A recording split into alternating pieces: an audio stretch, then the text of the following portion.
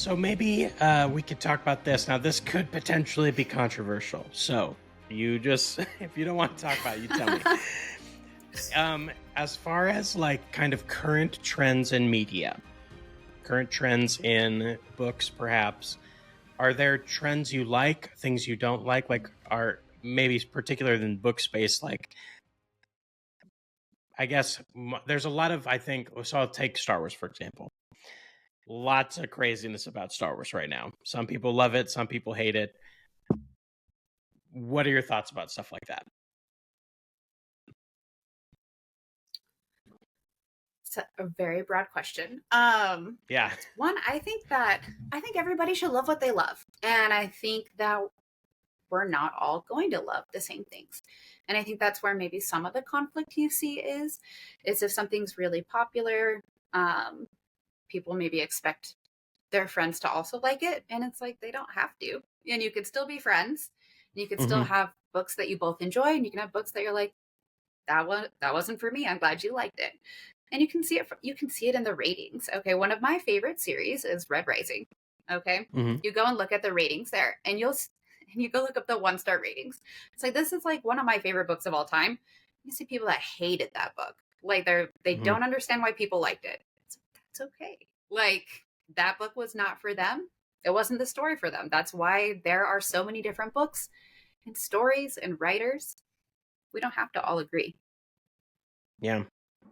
Yeah, I think that even about like things like the classic stuff like Lord of the Rings and that have been around forever, like there's so many people that don't like that stuff either, and that's fine too. It doesn't have to be for everyone. Yeah. To be Yeah. fair, this is something I saw that was interesting.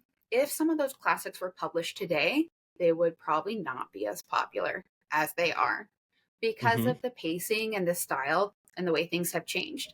And so if you Yeah. think about it in that context, it's like, yeah, I mean, so like I loved The Hobbit. That was one of my favorite books growing up. Um, but if that was released today, a lot of people that are younger audiences and used to things that are faster paced, maybe they wouldn't like it, right? Mm-hmm. Trends change, and those books have been out for a long time, and they're classics for a reason. You could see Mm-hmm. why some people that like maybe a little bit more modern style of writing that doesn't click with them. Yeah. Yeah, I think too, it's definitely like trends changing is another thing that's important of like you need to write the story that you want to write Yeah. because if you try to follow like this is the a popular style or this is a popular genre or whatever, I think that's just effort and futility. Like you're just not gonna you may never be able to catch that. Very low chance. So you're better off just writing a story that's like this is the story I want to tell. Yeah, for sure. Also, I don't think it sounds very fun. Like Yeah. if you're trying to just, write fit into this framework because it's popular, but it doesn't really speak to you. I don't know, especially when you consider how many hours go into making a book. I think that's Hmm. something I didn't think about when I was, working on my book of like, especially all the hours that come after you draft it. But obviously, there's a lot that goes into drafting too. And it's like, you want to spend all that time on something you're not having fun with? I don't Hmm. personally. Yeah. Which kind of pairs well with like writing a book you want to read. Like Yep. if you aren't going to like it at the end, then why would you even write it? you know? Yeah, I agree. Yeah. Did you um so this kind of goes into this. You self-published this book.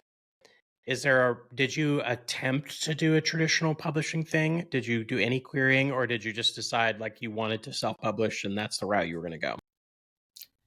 So I initially thought I was going to try traditional. And when I was doing my research, I just didn't feel right about it. And the more I learned, the more I didn't feel comfortable with going traditional. There's several reasons for that. But the biggest thing is honestly, like I poured my soul into this book. And actually, bigger fear than it being rejected, which who cares, then you can just self publish it, would be that somebody bought it that didn't believe in it as much as I did. Mm. And I've seen some friends that have gone traditional that their books got shelved because they wouldn't make the changes that were requested.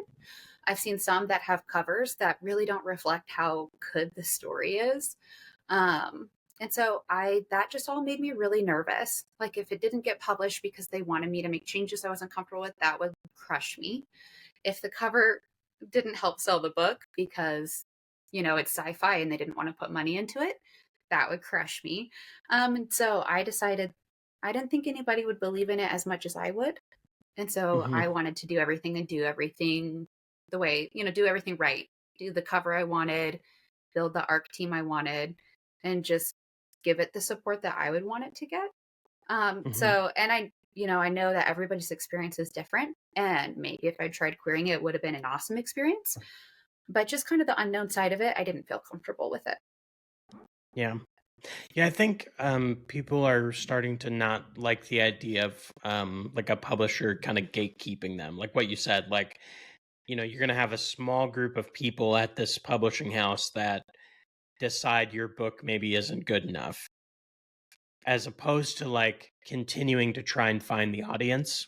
Yeah. Because someone out there will like it, someone out there, there is an audience for the book, but if someone at a publishing house decides, this one's maybe not it, well, then you just have that one person's opinion killed your book. Yeah, Yeah. totally.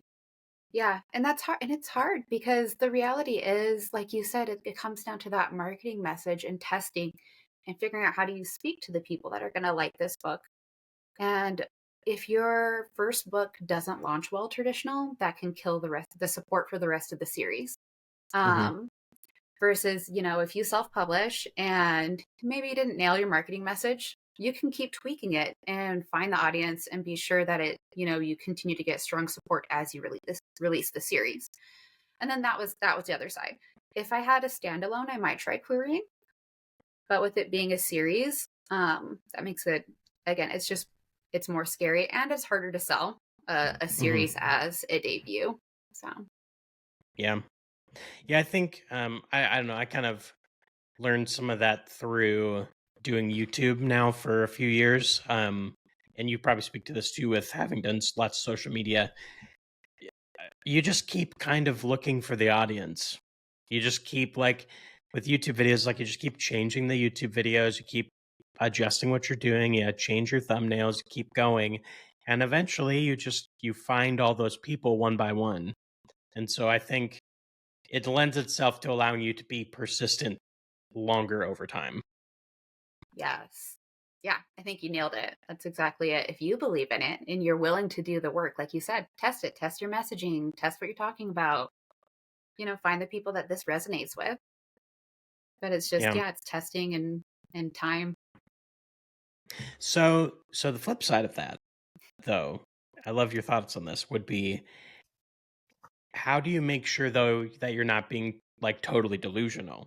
Because there's that part too where it's like Yeah. you may think it's great, but what if it like how do you I guess make sure that you believe in it and it is actually great, you know? Yeah. I think some of it is proof of concept stuff, right?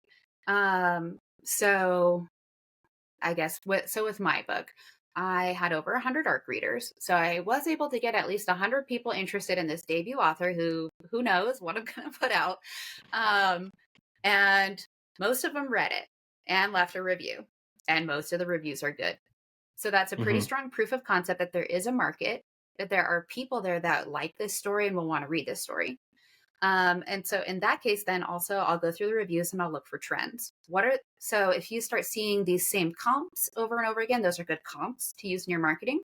If you start seeing these same things that, people loved the relationships, they love the different point of views, they love the slow burn. Those are things for the marketing then, because people who like those types of stories are the ones that are going to like your story.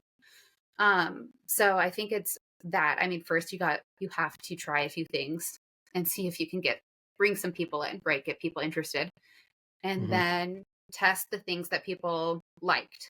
And I think if you do all of that, it's hard to say though, because timing in the marketplace also matters. Maybe it's good and maybe it is not the time in the market for your story. Maybe the Hmm. time where your story is going to blow up is next year or in 5 years because your concept is just not on trend now, but it's on trend in a year. So it's hard to say that you should give up on it necessarily.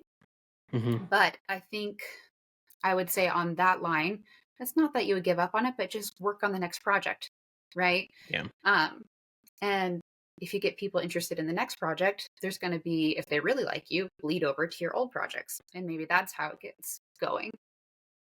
Yeah.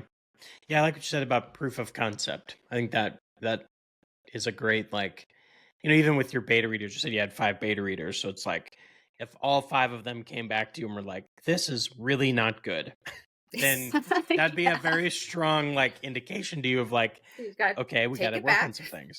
Yeah. Yeah. But if they're all like, if 4 out of the 5 are fairly happy, then you're like, okay, we're Yeah. on a good path. And then you get, your 100 arc readers. And if 80 of those are positive, then it's like, okay, we're on a good path. And yeah, it's kind of just keep rolling it out to Yeah. bigger and bigger groups. Yeah.